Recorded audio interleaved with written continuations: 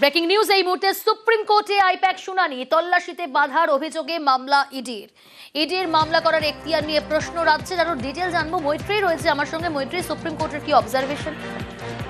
দেখো, আজকের যে শুনানি ছিল সেখানে মূলত রাজ্য এবং মমতা বন্দ্যোপাধ্যায়ের আইনজীবী, তৃণমূল নেত্রী মমতা বন্দ্যোপাধ্যায়ের আইনজীবী যথাক্রমে শ্যাম দিবান এবং কপিল সিবাল তারা সওয়াল তোলেন এই যে আর্টিকেল 32 অধীনে যে মামলা রুজু করা হয়েছে, অর্থাৎ মৌলিক অধিকার খর্ব হয়েছে এনফোর্সমেন্ট ডিরেক্টরেটের, সেই প্রশ্নের উপরে এই অভিযোগ দাঁড়াতে পারে কিনা এবং তার মেইনটেনেবিলিটি আছে কিনা সেই নিয়েই কিন্তু আজকে তারা সওয়াল করেন।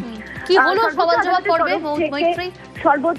সর্বোচ্চ আদালতের তরফ থেকে কিন্তু এদিন বেশ কিছু অবজারভেশনও আমরা শুনতে পেরেছি। একদিকে যখন এনফোর্সমেন্ট ডিরেক্টরেটের এখতিয়ার কতটা জায়গায় রয়েছে সেই বিষয়টা নিয়ে আইনজীবীরা বক্তব্য রেখেছেন, তখনই আদালতকেও এটা বলতে শোনা যায় যে এরকম একটি ঘটনা ঘটেছে এবং সেরকম অভিযোগ উঠছে যেখানে একজন মুখ্যমন্ত্রী তিনি ইনভেস্টিগেশন সাইটে গেছেন এবং সেখানে গিয়ে তিনি নথি নিয়ে এসেছেন, এমনটা অভিযোগ উঠেছে। ফলে সেক্ষেত্রে রেমিডি কি রয়েছে সেই প্রশ্ন আজকে বিচারপতি পি কে মিশ্রার বেঞ্চ তারা তোলেন এবং সেখানে দাঁড়িয়ে আইনজীবী কপিল সিবাল তিনি স্পষ্ট করে দেন যে ভারতীয় ন্যায় সংহিতাতে এর প্রভিশন রয়েছে, তার জন্য আর্টিকেল 32 যার একটা বড় ইমপ্লিকেশন রয়েছে, সেই আর্টিকেল 32-র অধীনে আবেদন করার কোনো মানে হয় না।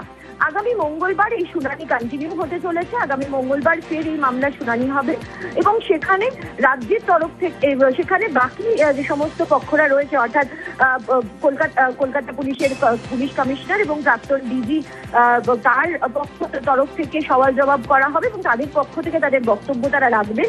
তারপরে সলিসিটর জেনারেল এবং এস ডি রাজু তারা বক্তব্য রাখবেন এনফোর্সমেন্ট ডিরেক্টরেটের হয়ে। বেশ।